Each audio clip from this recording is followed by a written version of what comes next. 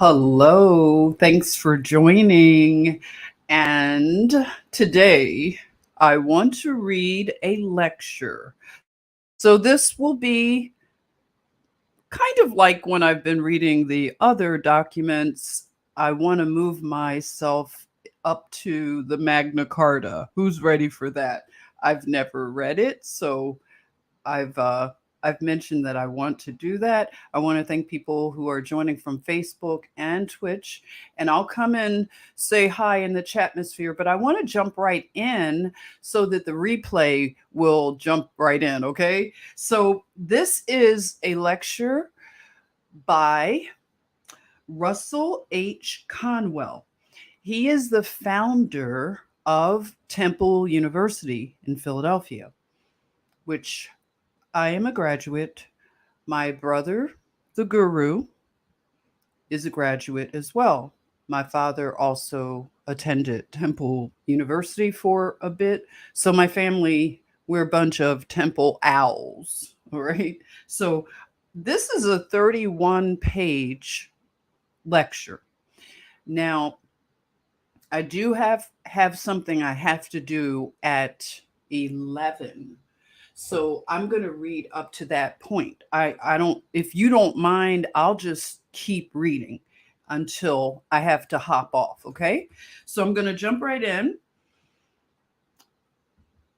Though this is an appreciation, though Russell H. Conwell's Acres of Diamonds have been spread all over the United States, time and care have made them more valuable. And now that they have been reset in black and white by their discoverer, they are to be laid in the hands of a multitude for their enrichment. In the same case with these gems, there is a fascinating story of a master jeweler's life work, which splendidly illustrates the ultimate unit of power by showing that one man can do in one day what one man can do in one day and what one life is worth to the world.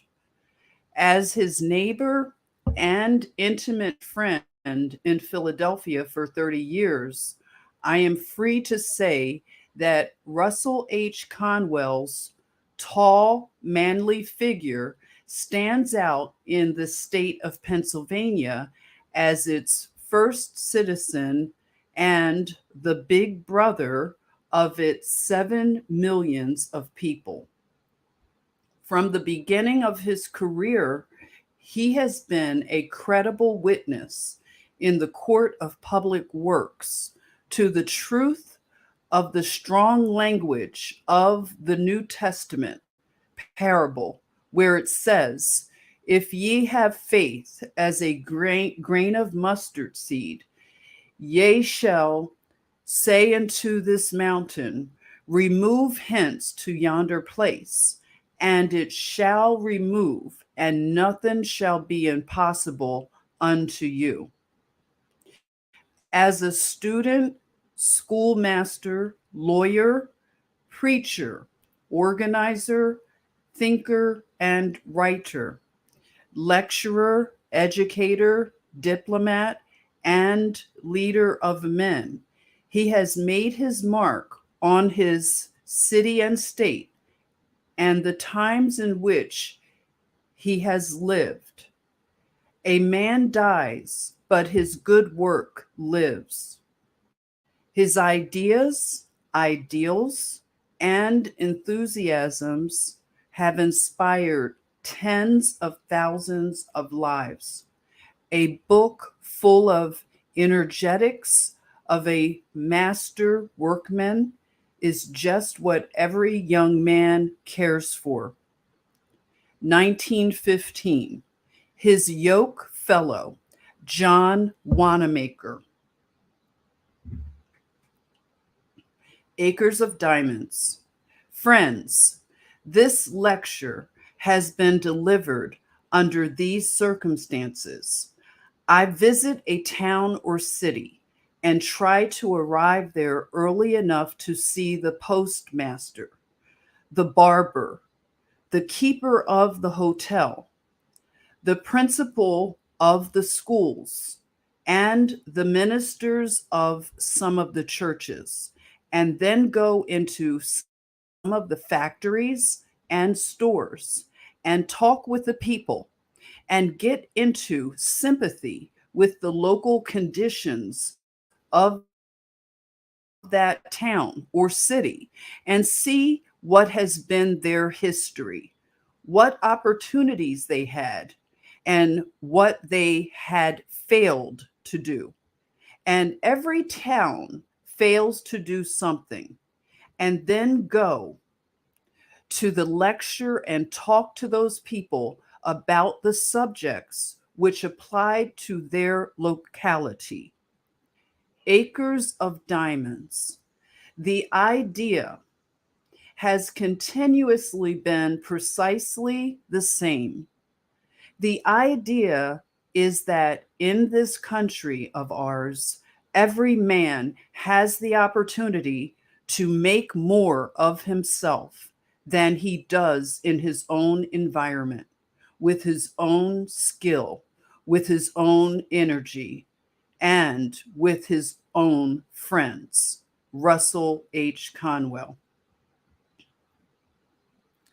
This is the most recent and complete form of the lecture. It happened to be delivered in Philadelphia, Dr. Conwell's home city.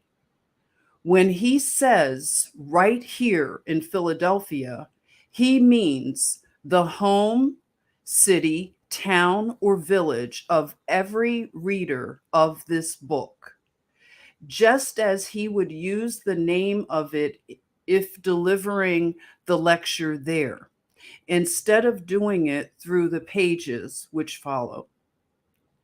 When going down the Tigris and Euphrates rivers many years ago with a party of English travelers, I found myself under the direction of an old Arab guide whom we hired up at Baghdad. And I have often thought how that guide resembled our barbers in certain mental characteristics. He thought that it was not only his duty to guide us down those rivers and to do what he was paid for doing, but also to entertain us with stories, curious and weird, ancient and modern, strange and familiar. Many of them I have forgotten, but I am glad I have. But there is one I shall never forget. The old guide was leading my camel by its halter along the banks of those ancient rivers, and he told me a story after story until I grew weary of his storytelling and ceased to listen. I have never been irritated with that guide when he lost his temper as I ceased listening. But I remember that he took off his Turkish cap and swung it around in a circle to get my attention. I could see it through the corner of my eye, but I determined not to look straight at him for fear he would tell another story.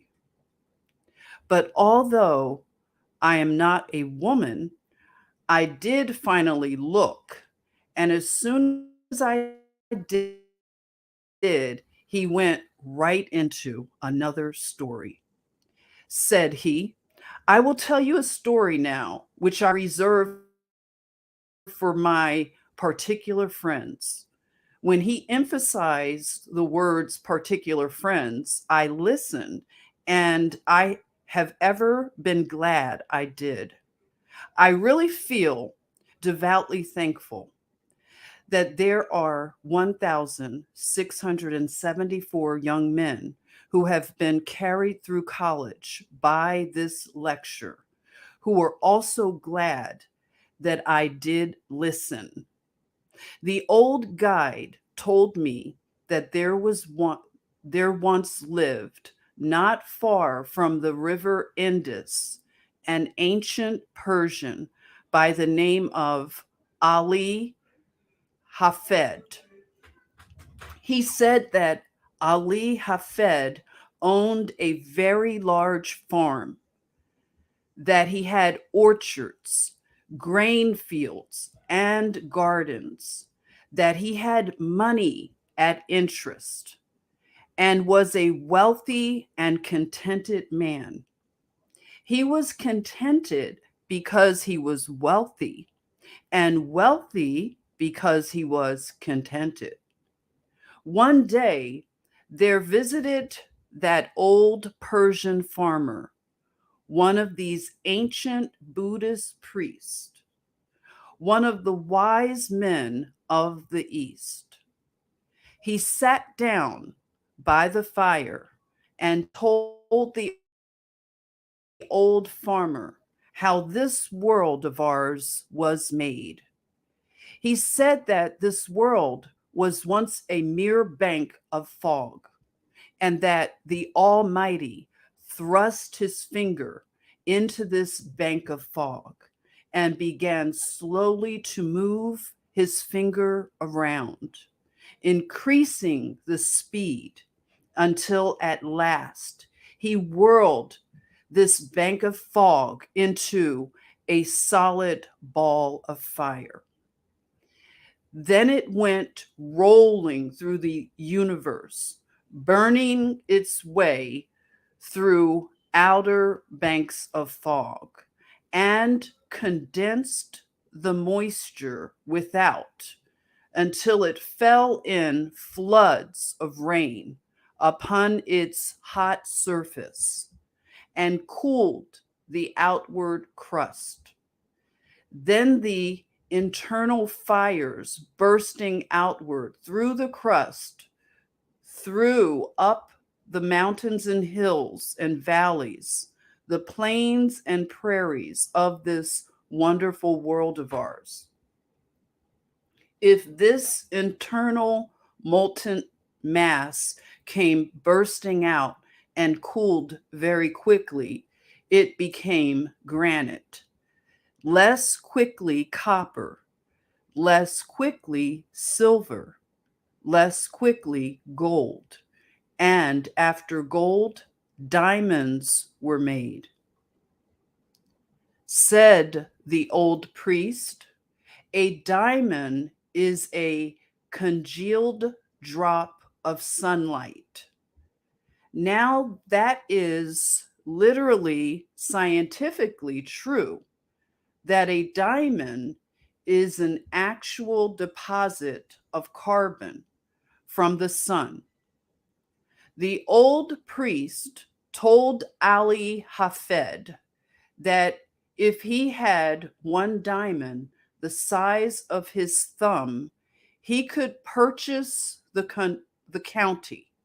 And if he had a mine of diamonds, he could place his children upon thrones through the influence of their wealth.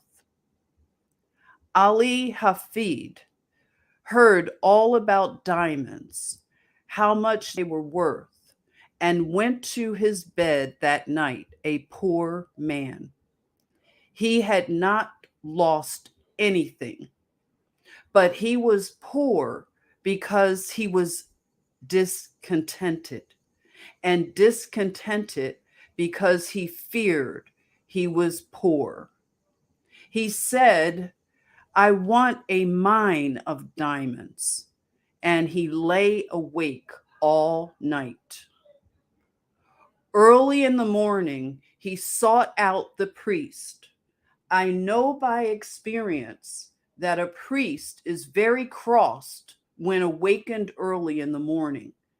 And when he shook that old priest out of his dreams, Ali Hafed said to him, "Will you tell me where I can find diamonds?" "Diamonds? What do you want with diamonds?" "Why, I wish to be immensely rich." "Well, then go along and find them." "That is all you have to do. Go and find them, and then you have them."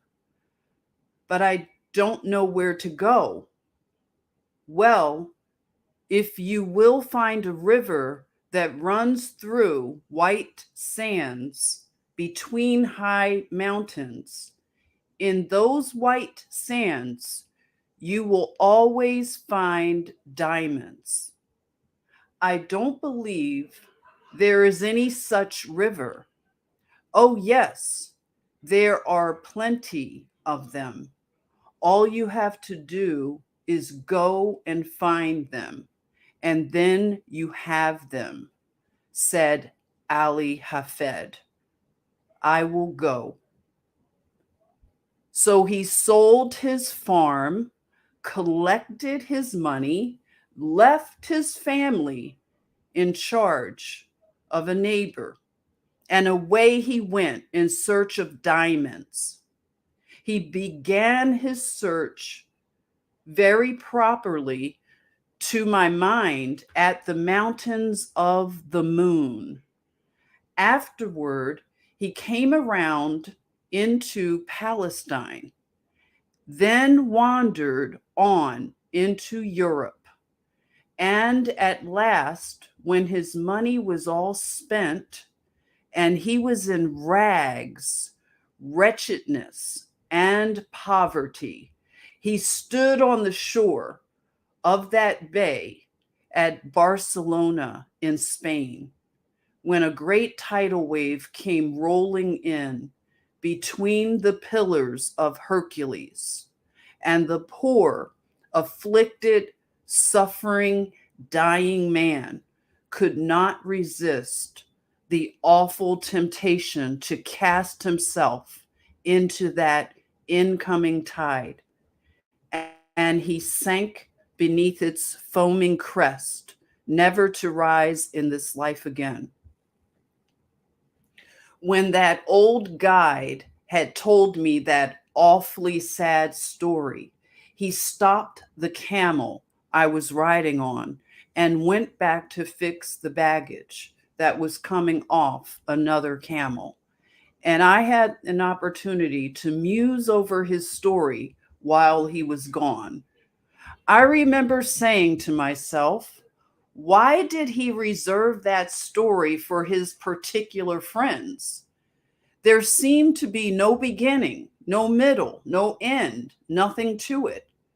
That was the first story I had ever heard told in my life, and would be the first one I ever read, in which the hero was killed in the first chapter. I had but one chapter of that story, and the hero was dead. Then the guide came back and took up the halter of my camel.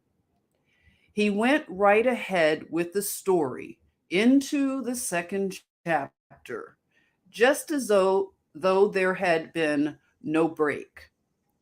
The man who purchased Ali Hafed's farm one day led his camel into the garden to drink.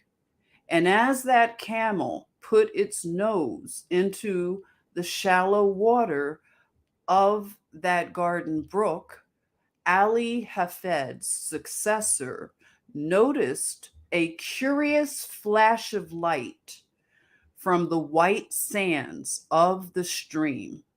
He pulled out a black stone having an eye of light reflecting all the hues of the rainbow. He took the pebble into the house and put it on the mantle which covers the central fires, and forgot all about it.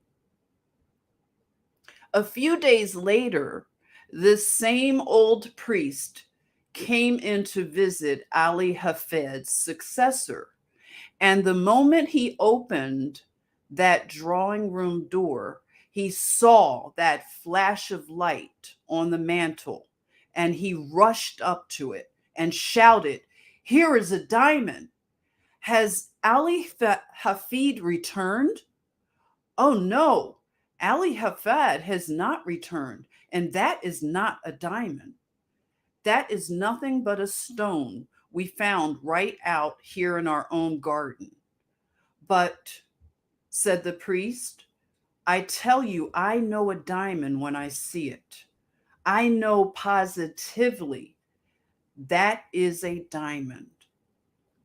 Then together they rushed out into that old garden and stirred up the white sands with their fingers. And lo, there came up other more beautiful and valuable gems than the first. "Thus," said the guide to me, "and friends, it is historically true, was discovered the diamond mine of Golconda, the most magnificent diamond mine in all the history of mankind, excelling the Kimberley itself, the Kohinoor, and the Orlov of the crown jewels of England and Russia. The largest on earth came from that mine." When that old Arab guide told me the second chapter of his story, he then took off his Turkish cap and swung it around in the air again to get my attention to the moral.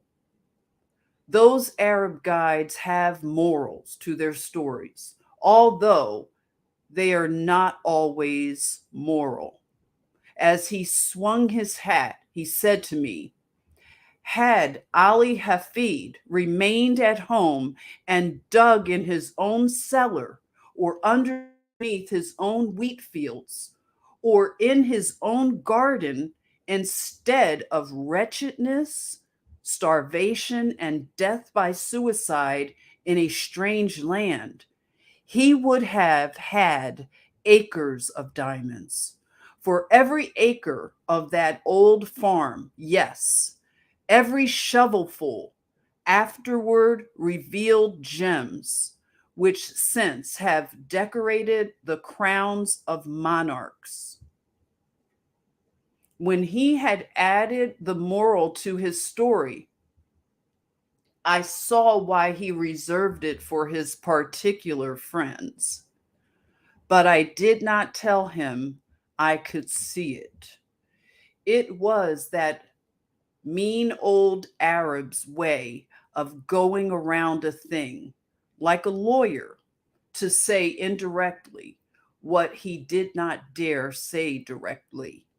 That, in his private opinion, there was a certain young man then traveling down the Tigris River that might better be at home in America. I did not tell him I could see that, but I told him his story reminded me of one, and I told it to him quick, and I think I will tell it to you.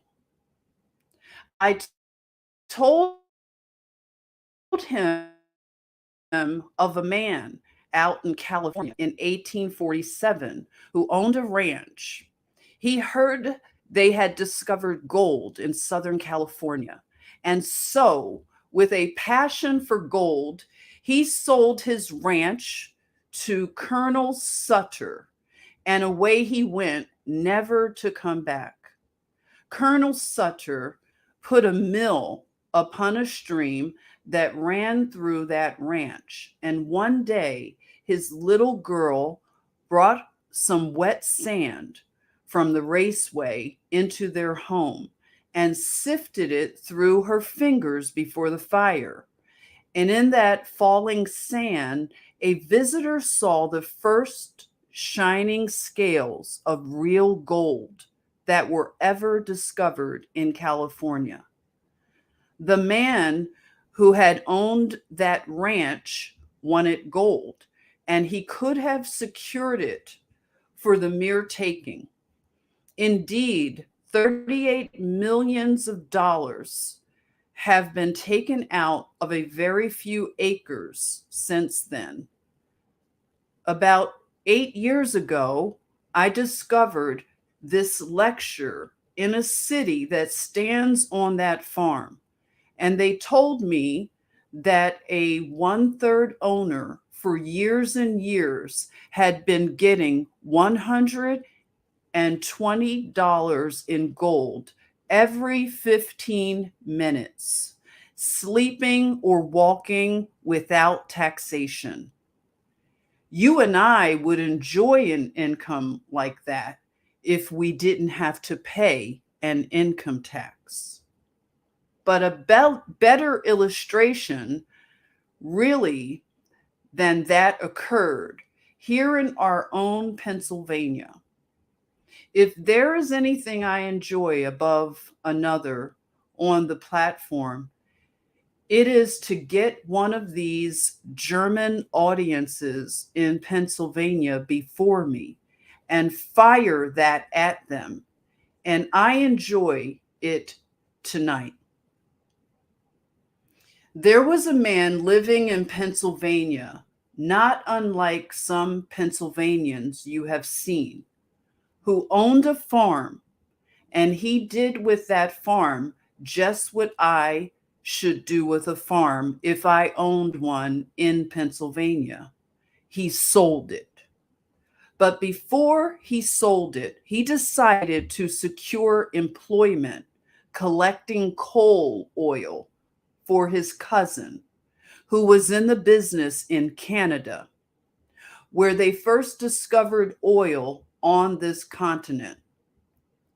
They dipped it from the running streams at that early time.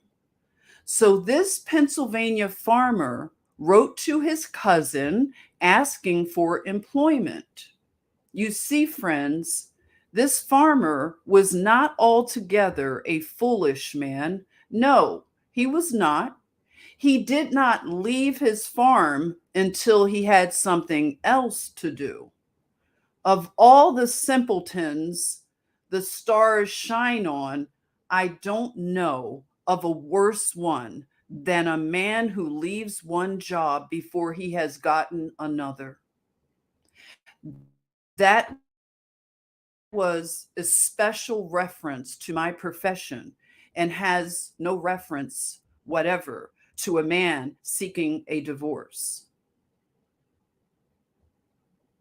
When he wrote to his cousin for employment, his cousin replied, "I cannot engage you because you know nothing about the oil business." Well, then the farmer said, "I will know." And with most commendable zeal, characteristic of the students of Temple University, he set himself at the study of the whole subject. He began away back at the second day of God's creation, when this world was covered thick and deep with that rich vegetation, which since has turned to the primitive beds of coal. He studied the subject until he found that the drainings really of those rich beds of coal furnished the coal oil that was worth pumping. And then he found how it came up with the living springs. He studied until he knew what it looked like, smelled like, tasted like, and how to refine it. "Now," said he in his letter to his cousin, "I understand the oil business." His cousin answered, "All right, come on." So he sold his farm according to the county record for $833, even money, no cents. He had scarcely gone from that place before the man who purchased the spot went out to arrange for the watering of the cattle. He found the previous owner had gone out years before and put a plank across that brook back of the barn, edgewise, into the surface of the water, just a few inches. The purpose of that plank at that sharp angle across the brook was to throw over to the other bank a dreadful looking scum through which the cattle would not put their noses. But with that plank there to throw it all over to one side, the cattle would drink below. And thus that man who had gone to Canada had been himself damming back for 23 years a flood of coal oil, which the state geologist of Pennsylvania declared to us 10 years ago, 10 years later, was even then worth $100 million to our state. And 4 years ago, our geologist declared the discovery to be worth to our state $1,000 million. The man who owned that territory on which the city of Titusville now stands and those Pleasantville valleys had studied the subject from the second day of God's creation, clear down to the present time. He studied it until he knew all about it, and yet he is said to have sold the whole of it for $833. And again, I say, no sense. But I need another illustration. I found it in Massachusetts, and I am sorry I did, because that is the state I came from. This young man in Massachusetts furnishes just another phase of my thought. He went to Yale College and studied mines and mining and became such an adept at a mining engineer, as a mining engineer, that he was employed by the authorities of the university to train students who were behind their classes. During his senior year, he earned $15 a week for doing that work. When he graduated, they raised his pay from $15 to $45 a week and offered him a professorship. And as soon as they did, he went right home to his mother. If they had raised that boy's pay from $15 to $15.60, he would have stayed and been proud of the place. But when they put it up to $45 at one leap, he said, "Mother, I won't work for $45 a week. The idea of a man with a brain like mine working for $45 a week? Let's go out in California and stake out gold mines and silver mines and be immensely rich." Said his mother, "Now, Charlie, it is just as well to be happy as it is to be rich." "Yes, Charlie," said Charlie, "but it is just as well to be rich and happy too." And they were both right about it. As he was an only son and she a widow, of course he had his way. They always do. They sold out in Massachusetts And instead of going to California, they went to Wisconsin, where he went into the employ of the Superior Copper Mining Company at $15 a week again, but with the proviso in his contract that he should have any interest in any mines he should discover for the company. I don't believe he ever discovered a mine. And if I am looking in the face of any stockholder of that copper company, you wish he had discovered something or other. I have friends who are not here because they could not afford a ticket, who did have stock in that company at the time this young man was employed there. This young man went out there, and I have not heard a word from him. I don't know what became of him, and I don't know whether he found any mines or not, but I don't believe he ever did. But I do know that other end of the line, he had scarcely gotten out of the old homestead before the succeeding owner went out to dig potatoes. The potatoes were already growing in the ground when he bought the farm.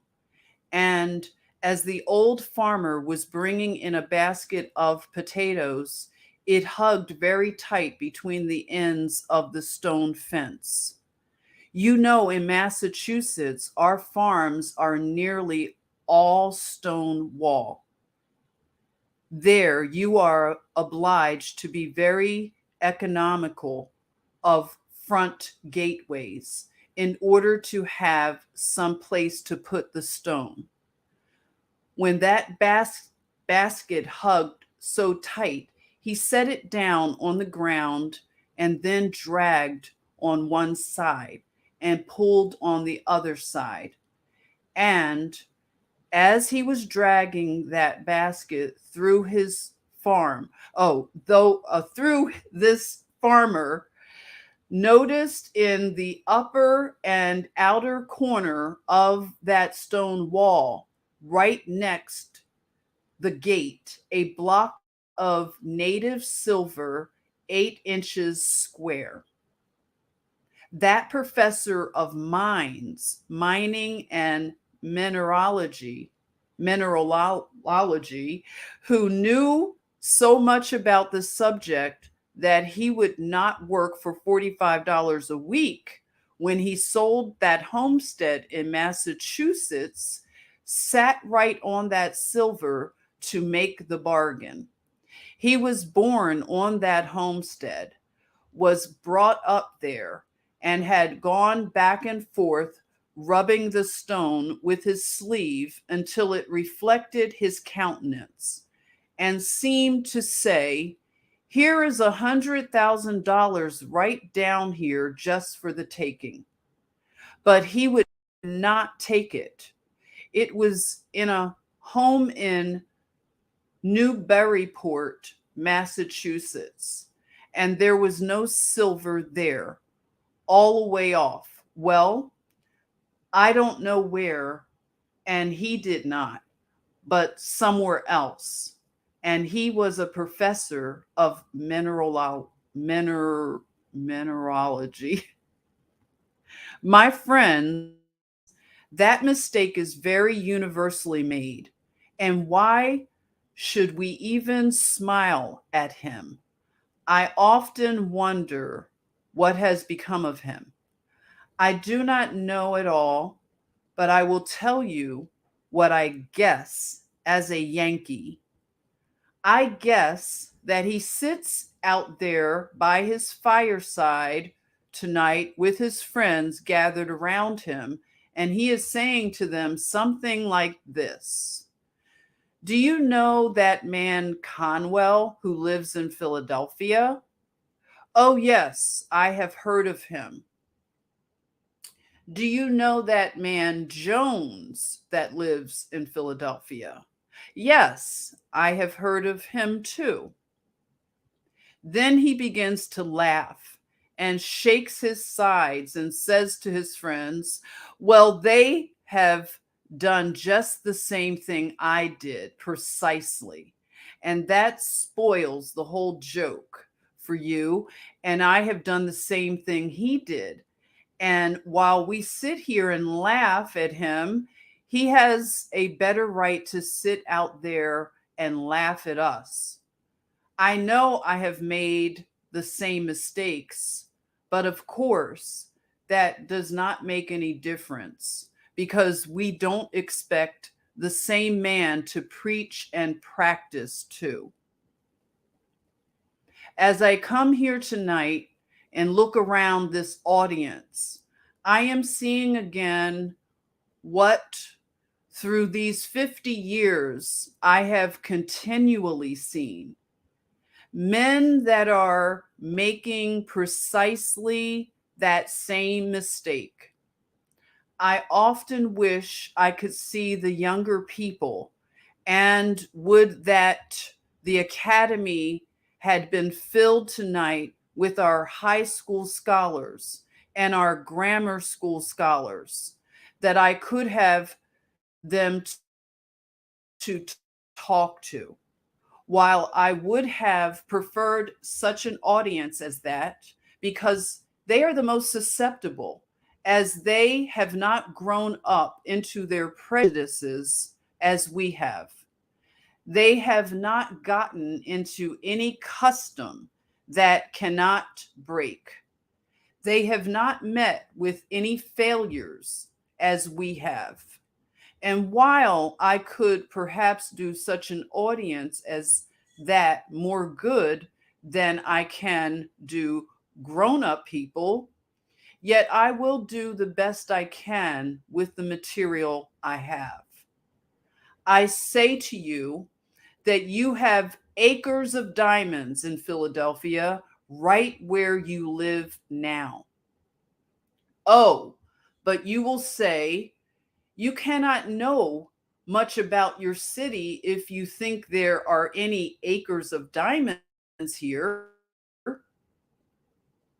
I was greatly interested in that account in the newspaper of the young man who found that diamond in North Carolina. It was one of the purest diamonds that has ever been discovered, and it has several predecessors near the same locality. I went to a distinguished professor in mineralogy and asked him where he thought those diamonds came from.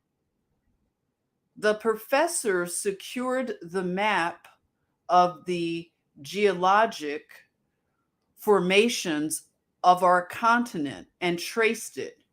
He said it went either through the underlying carboniferous strata adapted for such production westward through Ohio and the Mississippi, or in more probability came eastward through Virginia and up the shore of the Atlantic Ocean. It is a fact that the diamonds were there, for they have been discovered and sold, and that they were carried down there during the drift period or from some northern locality. Now, who can say, but some person going down with his drill in Philadelphia will find some trace of a diamond mine yet down here. Oh, friends, you cannot say that you are not over one of the greatest diamond mines in the world. For such a diamond as that only comes from the most profitable mines that are found on earth. But it's serves simply to illustrate my thought, which I emphasize by saying, if you do not have the actual diamond mines literally, you have all that they would be good for you. Because now that the Queen of England has given the greatest compliment ever conferred upon American woman for her attire, because she did not appear with any jewels at all at the late reception in England, it has almost done away with the use of diamonds anyhow. All you would care for would be the few you would wear if you wish to be modest, and the rest you would sell for money. Now then, I say again that the opportunity to get rich, to attain unto great wealth, is here in Philadelphia now, within the reach of almost every man and woman who hears me speak tonight. And I mean just what I say. I have not come to this platform, even under these circumstances, to recite something to you. I have come to tell you what, in God's sight, I believe to be the truth. And if the years of life have been of any value to me in the attainment of common sense, I know I am right, that the men and women sitting here who found it difficult perhaps to buy a ticket to this lecture or gathering tonight have within their reach acres of diamonds, opportunities to get largely wealthy. There never was a place on earth more adapted than the city of Philadelphia today. And never in the history of the world did a poor man without capital have such an opportunity to get rich quickly and honestly as he has now in our city. I say it is the truth, and I want you to accept it as such. For if you think I have come to simply recite something, then I would better not be here. I have no time to waste in any such talk, but to say the things I believe. And unless some of you get richer for what I am saying tonight, my time is wasted. I say that you ought to get rich, and it is your duty to get rich. How many of my pious brethren say to me, do you, a Christian minister, spend your time going up and down the country advising young people to get rich, to get money? Yes, of course I do. They say, isn't that awful? Why do you preach the gospel? Why don't you preach the gospel instead of preaching about man's making money? Because to make money honestly is to preach the gospel. That is the reason. The men who get rich may be the most honest men you find in the community. Oh, but says some young man here tonight, I have been told all my life that if a person has money, he is very dishonest and dishonorable and mean and contemptible. My friend, that is the reason why you have none, because you have the idea of people. The foundation of your faith is altogether false. Let me say here clearly and say it briefly. Though subject to discussion, which I have not time for here, 98 out of 100 of the rich men of America are honest. That is why they are rich. That is why they are trusted with money. That is why they carry on great enterprises and find plenty of people to work with them. It is because they are honest men. Says another young man, I hear sometimes of men that get millions of dollars dishonestly. Yes, of course you do, and so do I. But they are so rare a thing.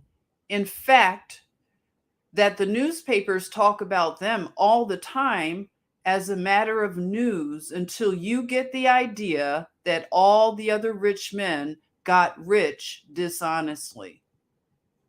My friend, you take and drive me.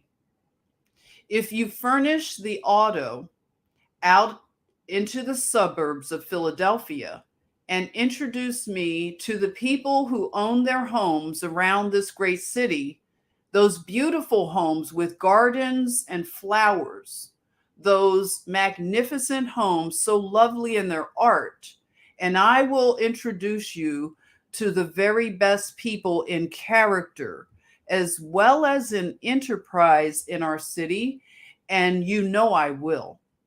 A man is not really a true man until he owns his own home.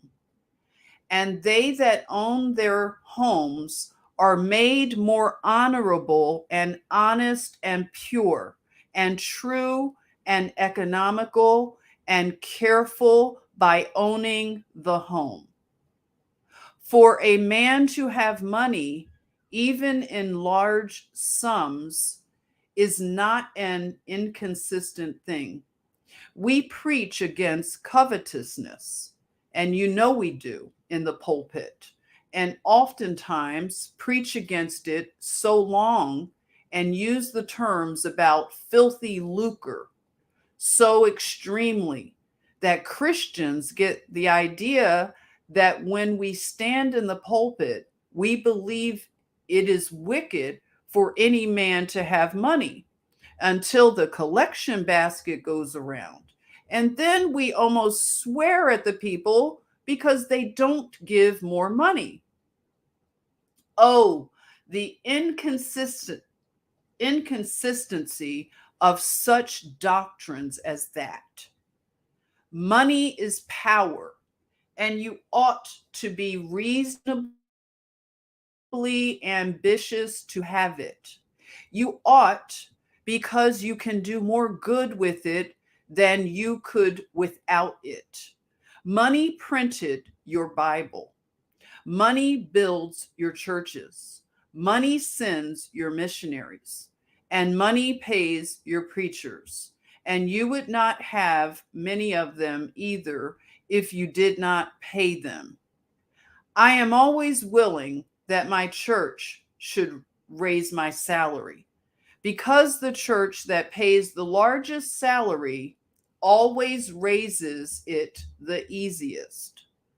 You never knew an exception to it in your life. The man who gets the largest salary can do the most good with the power that is furnished to him. Of course, he can, if his spirit be right, to use it for what it is given to him. I say then, you ought to have money.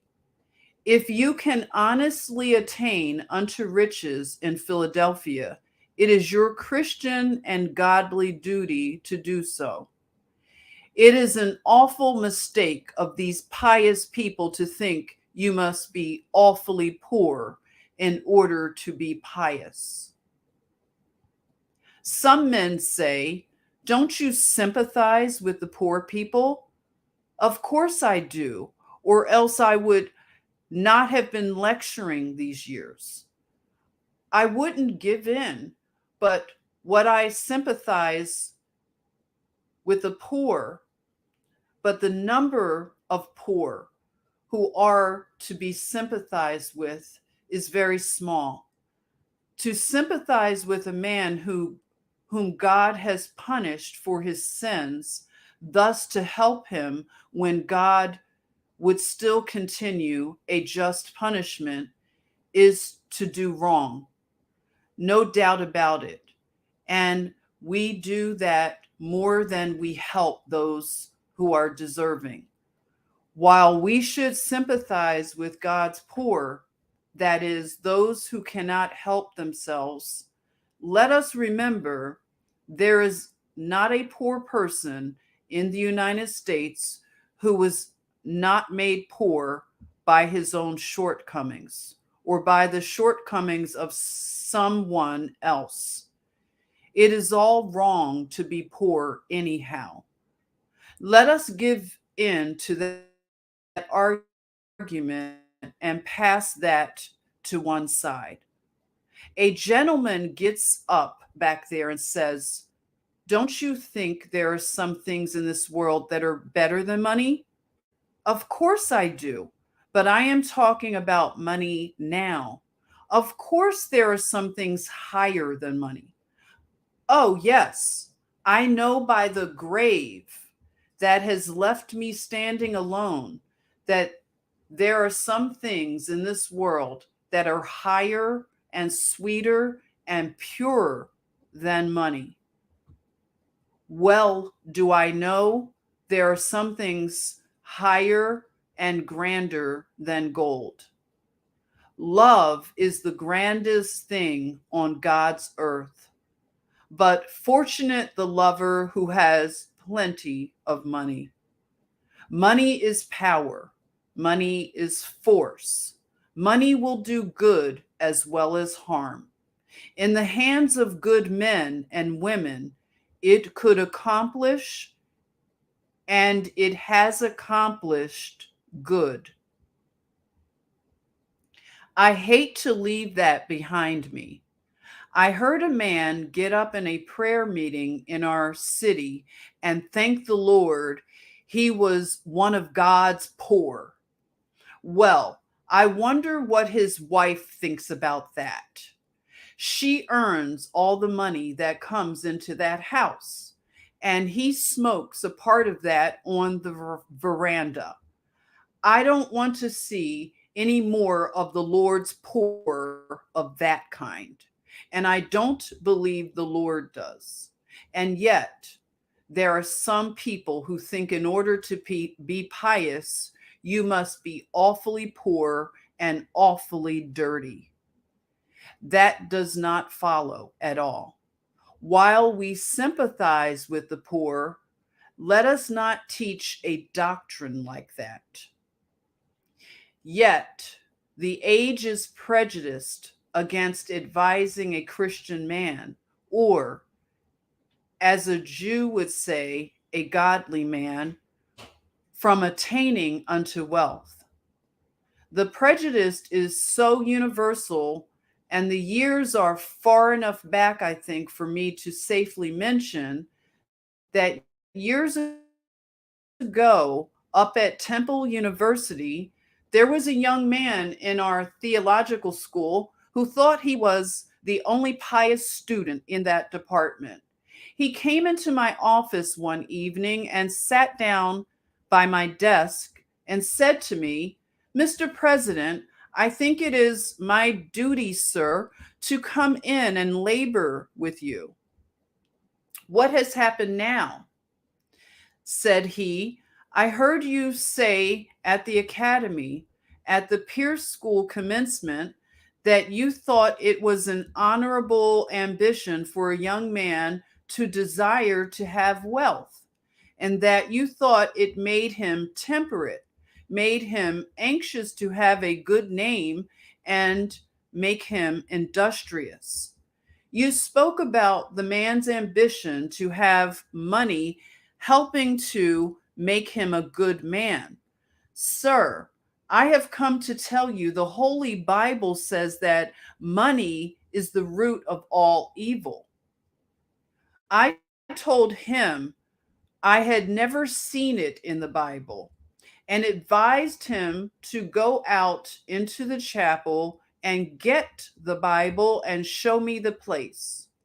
So out he went for the Bible, and soon he stalked into my office with the Bible open, with all the bigoted pride of the narrow sectarian, or of one who founds his Christianity on some misinterpretation of Scripture.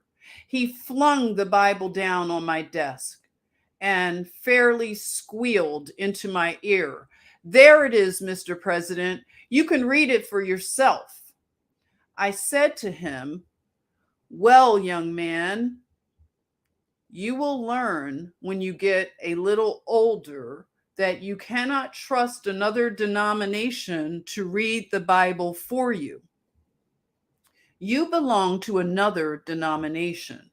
You are taught in the theological school, however, that emphasis is exegesis. Now, will you take that Bible and read it yourself and give the proper emphasis to it?" He took the Bible and proudly read, "The love of money is the root of all evil." Then he had it right. And when one does quote a right from that same old book, he quotes the absolute truth. I have lived through 50 years of the mightiest battle that old book has ever fought, and I have lived to see its banners flying free.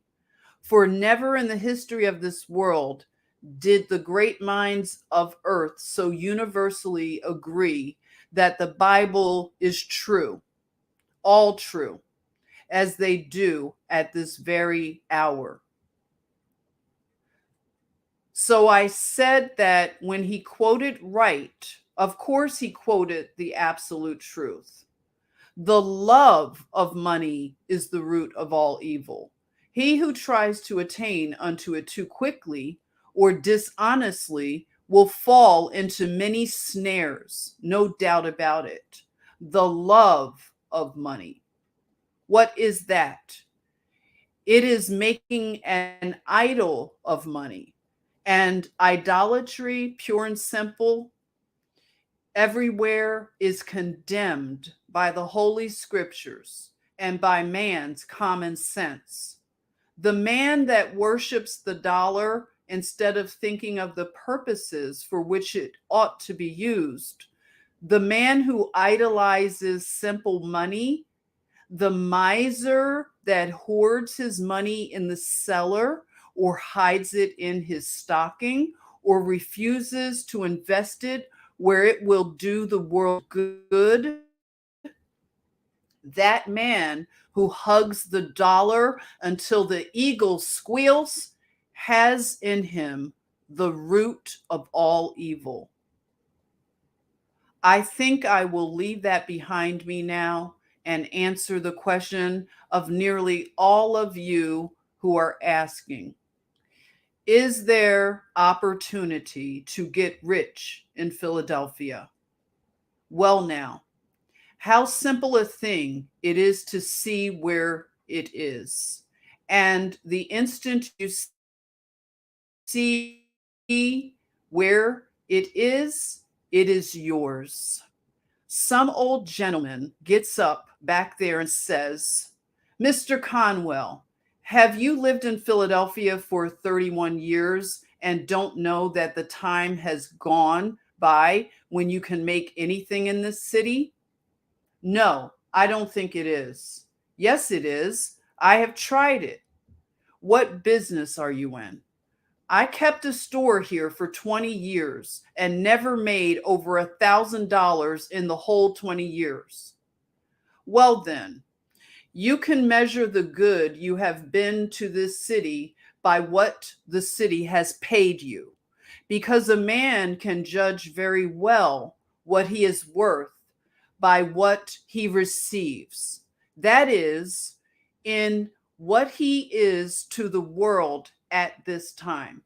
If you have not made over $1,000 in 20 years in Philadelphia. It would have been better for Philadelphia if they had kicked you out of the city 19 years and 9 months ago. A man has no right to keep a store in Philadelphia 20 years and not make at least $500,000, even though it be a corner grocery uptown. You say you cannot make $5,000 in a store now? Oh, my friends, if you will just take only 4 blocks around you and find out what the people want and what you ought to supply, and set them down with your pencil and figure up the profits you would make if you did supply them, you would very soon see it. There is wealth right within the sound of your voice.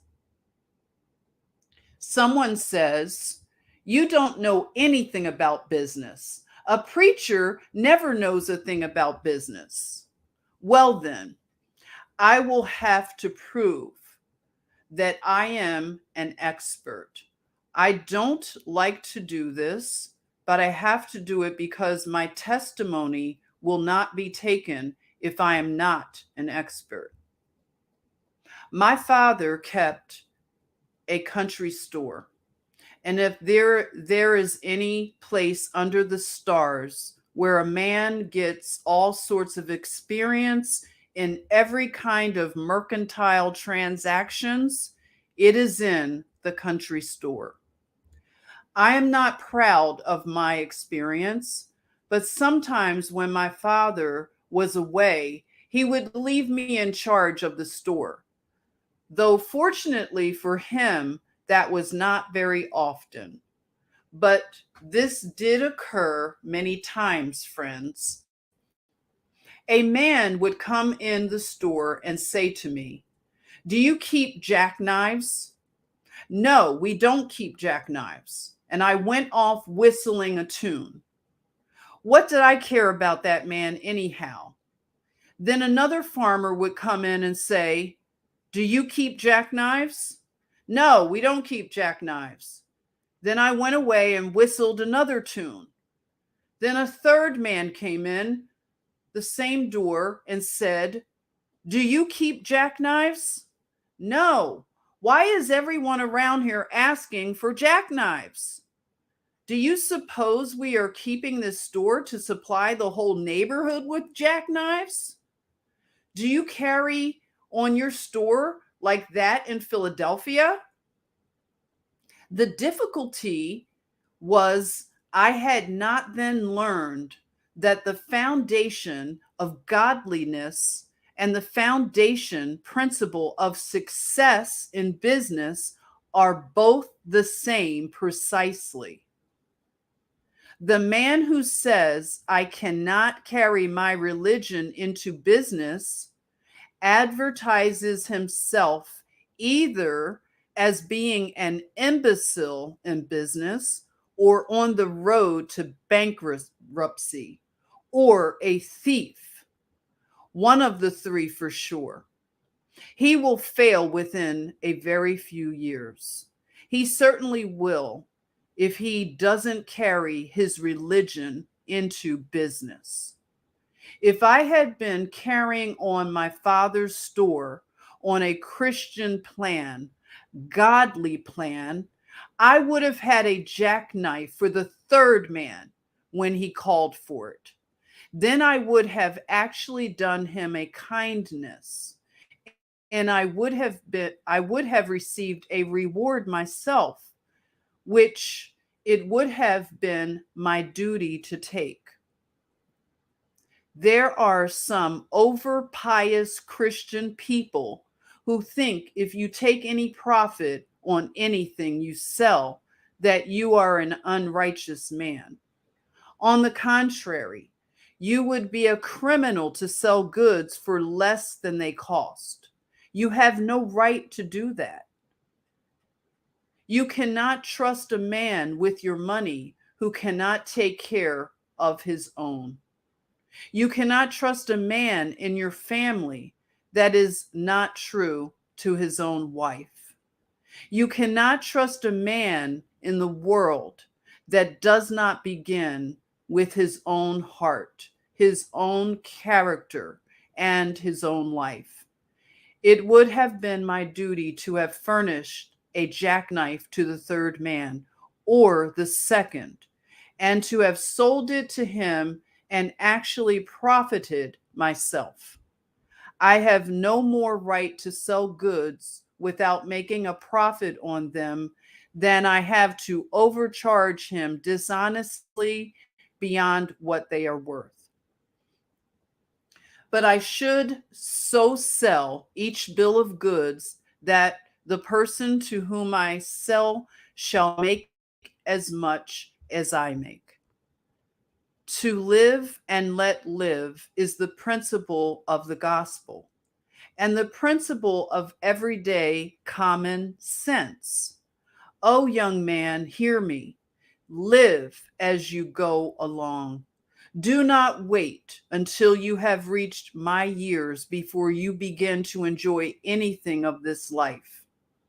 If I had the millions back or 50 cents of it, which I have tried to earn in these years, it would not do me anything like the good that it does me now in this almost sacred presence tonight. Oh, yes, I am paid over and over 100-fold tonight for dividing as I have tried to do in some measure as I went along through the years. I ought not speak that way. It sounds egotistic, but I am old enough now to be excused for that. I should have helped my fellow men, which I have tried to do, and everyone should try to do, and get the happiness of it. The man who goes home with the sense that he has stolen a dollar that day, he has robbed a man of what was his honest due, is not going to sweet rest. He arises tired in the morning and goes with an unclean conscience to his work the next day. He is not a successful man at all, although he may have laid up millions. But the man who has gone through life dividing always with his fellow men, making and demanding his own rights and his own profits, and giving to every other man his rights and profits, lives every day. And not only that, but it is the royal road to great wealth. The history of the thousands of millionaires shows that to be the case. The man over there who said he could not make anything in a store in Philadelphia has been carrying on his store on the wrong principle. Suppose I go into your store tomorrow morning and ask, do you know neighbor A who lives 1 square away at house number 1240? Oh, yes, I have met him. He deals here at the corner store. Where did he come from? I don't know. How many does he have in his family? I don't know. What ticket does he vote? I don't know. What church does he go to?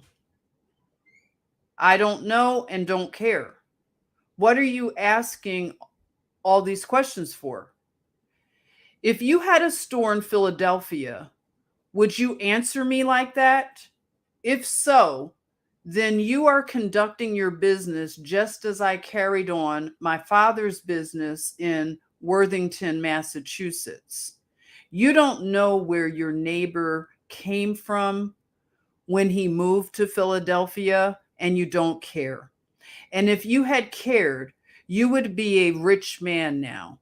if you had cared enough about him to take an interest in his affairs, to find out what he needed, you would have been rich. But you go through the world saying, no opportunity to get rich. And there is the fault right at your own door. But another young man gets up over there and says, I cannot take up the mercantile business. While I am taking of trade, while I am talking of trade, it applies to every occupation. Why can't you go into the mercantile business? Because I haven't any capital. Oh, the weak and duddish creature that can't see over its collar. It makes a person weak to see these little dudes standing around the corners and saying, oh, if I had plenty of capital, how rich I would get. Young man, do you think you are going to get rich on capital? Certainly. Well, I say certainly not. If your mother has plenty of money and she will set you up in business, you will set her up in business, supplying you with capital. The moment a young man or woman gets more money than he or she has grown to by practical experience, that moment he has gotten a curse. It is no help to a young man or woman to inherit money. It is no help to your children to leave them money.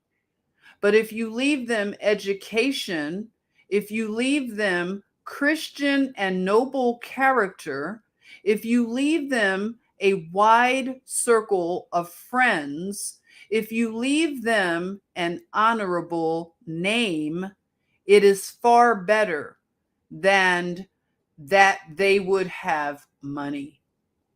It would be worse for them, worse for the nation, that they should have any money at all. Oh, young man, if you have inherited money, don't regard it as a help. It will curse you through your years and deprive you of the very best things of human life. There is no class of people to be pitied so much as the inexperienced sons and daughters of the rich of our generation. I pity the rich man's son. He can never know the best things in life. One of the best things in our life is when a young man has earned his own living, and when he becomes engaged to some lovely young woman and makes up his mind to have a home of his own. Then with that same love comes along that divine inspiration toward better things. And he begins to save his money. He begins to leave off his bad habits and put money in the bank. When he has a few $100s, he goes out in the suburbs to look for a home. He goes to the savings bank, perhaps, for half of the value, and then goes for his wife. And when he takes his bride over the threshold of that door for the first time, he says in words of eloquence my voice can never touch, I have earned this home myself. It is all mine, and I divide with thee. That is the grandest moment a human heart may ever know. But a rich man's son can never know that. He takes his bride into a finer mansion, it may be, but he is obliged to go all the way through it and say to his wife, my mother gave me that, my mother gave me that, and my mother gave me this, until his wife wishes she had married his mother. I pity the rich man's son. The statistics of Massachusetts shows that not one rich man's son out of 17 ever dies rich. I pity the rich man's son unless they have the good sense of the elder Vanderbilt, which sometimes happens. He went to his father and said, "Did you earn all of your money?" "I did, my son. I began to work on a ferry boat for 25 cents a day." "Then," said his son, "I will have none of your money." And he too tried to get employment on a ferry boat that Saturday night. He could not get one there, but he did get a place for $3 a week. Of course, if a rich man's son will do that, he will get the discipline of a poor boy that is worth more than a university education to any man. He would then be able to take care of the millions of his father. But as a rule, the rich men will not let their sons do the very thing that made them great. As a rule, the rich man will not allow his son to work. And his mother, why, she would think it was a social disgrace if her poor, weak, little lily-fingered, sissy sort of a boy had to earn his living with honest toil. I have no pity for such rich men's sons. I remember one at Niagara Falls. I remember one of a great deal nearer. I think there are gentlemen present who were at a great banquet, and I beg pardon of his friends. At a banquet here in Philadelphia, there sat beside me a kind hearted young man, and he said, "Mr. Conwell, you have been sick for 2 or 3 years. When you go out, take my limousine, and it will take you up to your house on Broad Street." I thanked him very much, and perhaps I ought not to mention the incident in this way, but I follow the facts. I got on to the seat with the driver of that limousine outside, and when we were going up, I asked the driver, "How much did this limousine cost?" 6,800. He had to pay the duty on it. "Well," I said, "does the owner of this machine ever drive it himself?" At that, the chauffeur laughed so heartily that he lost control of his machine. He was so surprised at the question that he ran up the sidewalk and around the corner lamppost out into the street again. And when he got out into the street, he laughed till the whole machine trembled. He said, "He drive this machine? Oh, he would be lucky if he knew enough to get out when we get there." I must tell you about a rich man's son at Niagara Falls.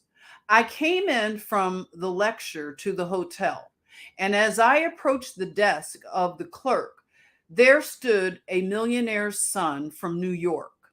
He was an indescribable specimen of anthropologic potency. He had a skull cap on one side of his head with a gold tassel on the top of it, and a gold-headed cane under his arm with more in it than in his head. It is a very difficult thing to describe that young man. He wore an eyeglass that he could not see through, patent leather boots that he could not walk in, and pants that he could not sit down in, dressed like a grasshopper. This human cricket came up to the clerk's desk just as I entered, adjusted his unseeing eyeglass, and spake in this wise to the clerk. You see, he thought it was Hinglish, to lisp. Fear, will you have the kindness to supply me with some paper and envelopes? The hotel clerk measured that man quick, and he pulled the envelopes and paper out of a drawer, threw them across the counter toward the young man, and then turned away to his books. You should have seen the young man when those envelopes came across that counter. He swelled up like a gobbler turkey, adjusted his unseeing eyeglass, and yelled, "Come right back here. Now, Fear, will you order a servant to take that paper and envelopes to your desk?" Oh, that poor, miserable, contemptible American monkey. He could not carry paper and envelopes 20 feet. I suppose he could not get his arms down to do it. I have no pity for such travesties upon human nature. If you have not capital, young man, I am glad of it. What you need is common sense, not copper sense. The best thing I can do is to illustrate by actual facts well known to you all. A.T. Stewart, a poor boy in New York, had $1.50 to begin life on. He lost 87.5 cents of that on the very first venture. How fortunate that young man who loses the first time he gambles. That boy said, "I will never gamble again in business." And he never did. How came he to lose 87.5 cents? You probably all know the story, how he lost it. Because he bought some needles, threads, and buttons to sell, which people did not want, and had them left on his hands, a dead loss. Said the boy, "I will not lose any more money in that way." Then he went around first to the doors and asked the people what did they want. Then when he had found out what they wanted, he invested 62.5 cents to supply a known demand. Study it wherever you choose, in business, in your profession, in your housekeeping, whatever your life, that one thing is the secret to success. You must first know the demand. You must first know what people need, and then invest yourself where you are most needed. A.T. Stewart went on that principle until he was worth what amounted afterward to $40 million, owning the very store in which Mr. Wanamaker carries on his great work in New York. His fortune was made by his losing something, which taught him the great lesson that he must only invest himself or his money in something that people need. When will you salesmen learn it? When will you manufacturers learn that you must know the changing needs of humanity if you would succeed in life? Apply yourselves, all you Christian people, as manufacturers or merchants or workmen to supply that human need. It is a great principle, as broad as humanity and as deep as the scripture itself. The best illustration I ever heard was of John Jacob Astor. You know that he made the money of the Astor family when he lived in New York. He came across the sea in debt for his fare. But that poor boy, with nothing in his pocket, made the fortune of the Astor family on one principle. Some young man here tonight will say, well, they could make those fortunes over in New York, but they could not do it in Philadelphia. My friends, did you ever read that wonderful book of Reese?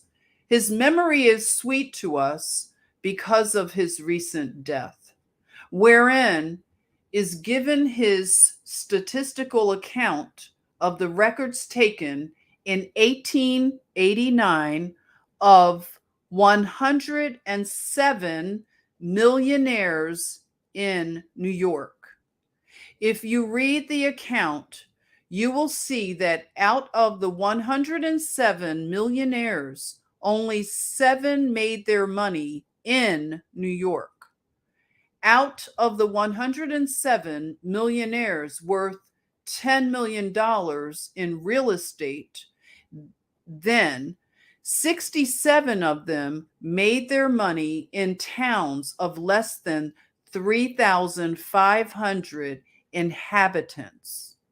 The richest man in this country today, if you read the real estate values, has never moved away from a town of 3,500 inhabitants. It makes not so much difference where you are as who you are. But if you cannot get rich in Philadelphia, you certainly cannot do it in New York.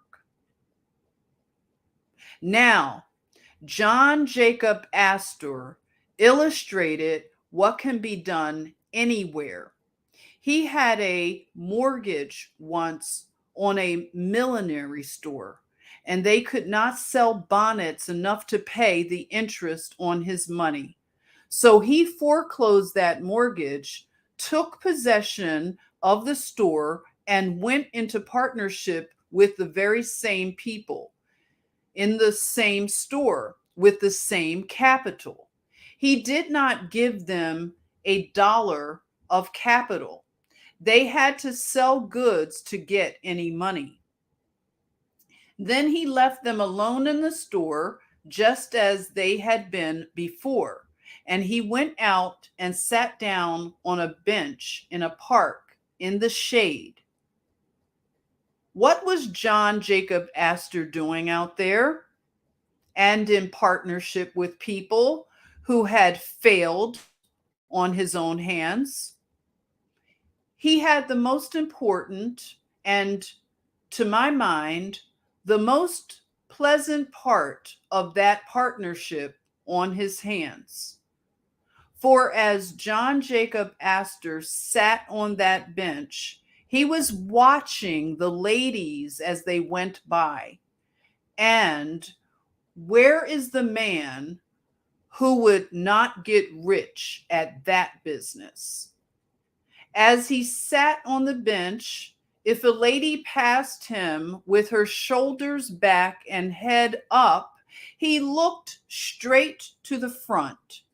If she did not care if all the world did gaze on her, then he studied her bonnet. And by the time it was out of sight, he knew the shape of the frame, the color of the trimmings, and the crinklings in the feather. I sometimes try to describe a bonnet, but not always. I would not try to describe a modern bonnet. Where is the man that could describe one? This aggregation of all sorts of driftwood stuck on the back of the head or the side of the neck, like a rooster with only one tail feather left. But in John Jacob Astor's day, there was some art about the millinery business. And he went to the millinery store and said to them, "Now put into the show window just such a bonnet as I described to you, because I have already seen a lady who likes such a bonnet. Don't make up any more until I come back." Then he went out and sat down again, and another lady passed him of a different form, of different complexion, with a different shape and color of bonnet. Now, now, said he, put such a bonnet as that in the show window. He did not fill his show window uptown with a lot of hats and bonnets to drive people away and then sit on the back stairs and bawl because people went to Wanamaker's to trade. He did not have a hat or a bonnet in that show window, but what some lady liked before it was made up. The tide of custom became immediately to turn in, and that has been the foundation of the greatest store in New York in that line, and still exists as one of 3 stores. Its fortune was made by John Jacob Astor after they had failed in business, not by giving them any more money, but by finding out what the ladies liked for bonnets before they wasted any material in making them up. I tell you, if a man could foresee the millinery business, he could foresee anything under heaven. Suppose I were to go through this audience tonight and ask you in this great manufacturing city if there are not opportunities to get rich in manufacturing. Oh, yes, some young man says. There are opportunities here still if you build with some trust and if you have 2 or 3 millions of dollars to begin with as capital. Young man, the history of the breaking up of the trust by that attack upon big business is only illustrating what is now the opportunity of the smaller man. The time never came in the history of the world when you could get rich so quickly manufacturing without capital as you can now. But you will say you cannot do anything of the kind. You cannot start without capital. Young man, let me illustrate for a moment. I must do it. It is my duty to every young man and woman because we are all going into business very soon on the same plan. Young man, remember, if you know what people need, you have gotten more knowledge of a fortune than any amount of capital can give you. There was a poor man out of work living in Higham, Massachusetts. He lounged around the house until one day his wife told him to get out and work. And as he lived in Massachusetts, he obeyed his wife. He went out and sat down on the shore of the bay and whittled a soaked shingle into a wooden chain. His children that evening quarreled over it, and he whittled a second one to keep peace. While he was whittling the second one, a neighbor came in and said, "Why don't you whittle toys and sell them? You could make money at that." "Oh," he said, "I would not know what to make." "Why don't you ask your own children right here in your own house what to make?" "What is the use of trying that?" said the carpenter. "My children are different from other people's children. I used to see people like that when I taught school." But he acted upon the hint. And the next morning, when Mary came down the stairway, he asked, "What do you want for a toy?" She began to tell him she would like a doll's bed, a doll's washstand, a doll's carriage, a doll's umbrella, and went on with a list of things that would take him a lifetime to supply. So, consulting his own children in his own house, he took the firewood, for he had no money to buy lumber, and whittled those strong, unpainted Hingham toys that were for so many years known all over the world. That man began to make those toys for his own children, and then made copies and sold them through the boot and shoe store next door. He began to make a little money and then a little more. And Mr. Lawson, in his frenzied finance, says that that man is the richest man in old Massachusetts. And I think it is the truth. And that man is worth $100 million today.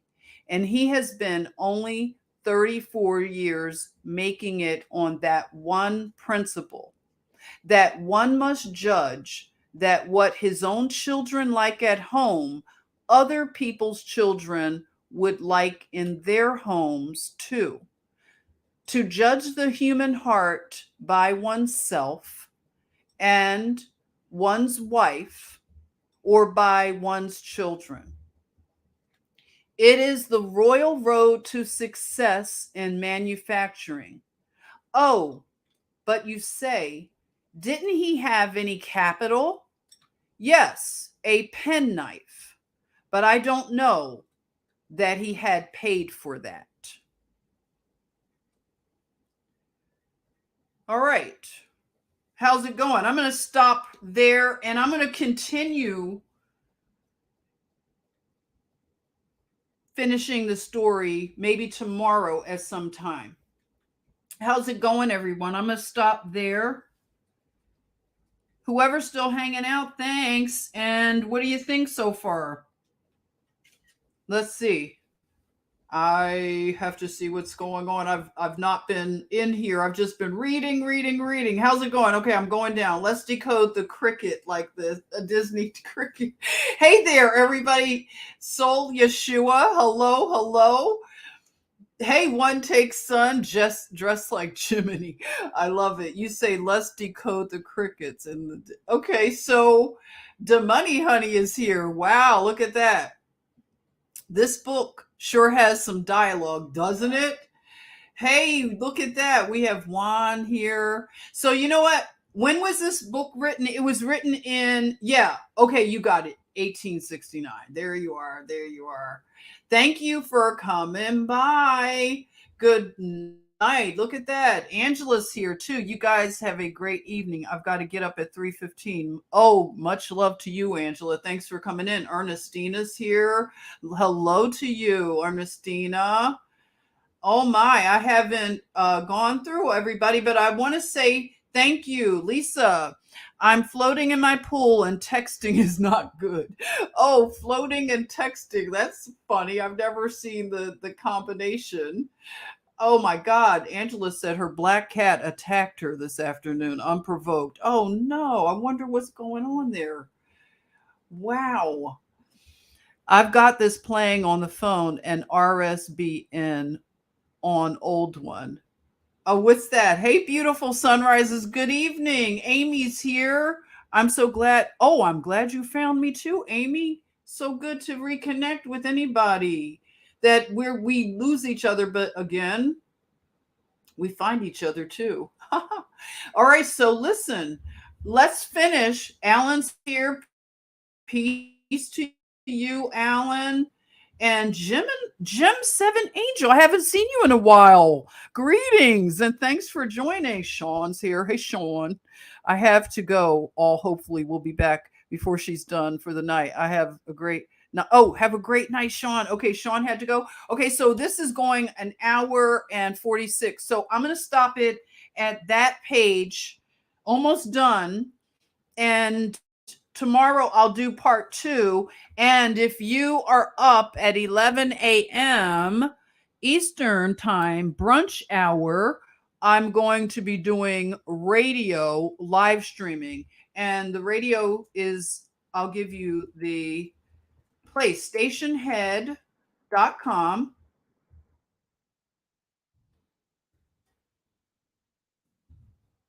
And then it's Jenny the John. Okay.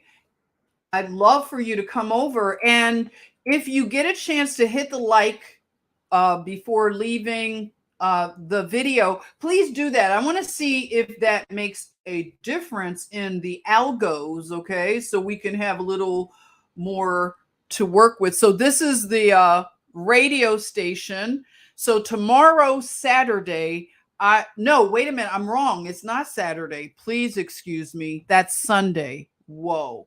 Okay, so it's Tuesday, Thursdays, and Sundays. Okay, so we did yesterday. Next day is Sunday. So if you have a chance to come and listen, you could put it on in the background. Just come and hang out. Okay, so that'll be Sunday, and I will let you know about it. I forgot that this was Friday. I've been doing so much. I have a call that I have to jump on. And in the meantime, I'll hang out with you tomorrow. I'll just do a live stream and finish up the rest of Acres of Diamonds. And then if you want to get a live link, we could talk. Okay. Anybody who wants to come and talk, let's start stepping up and talking and sharing. Okay. So I will see you tomorrow. And I'll give you an idea of the time. I don't know exactly what time, but I'll schedule it. So if you have a minute to hop on, that'll be nice, okay? All right, so thank you for joining me tonight. And I will see you very, very soon, okay? Love you guys.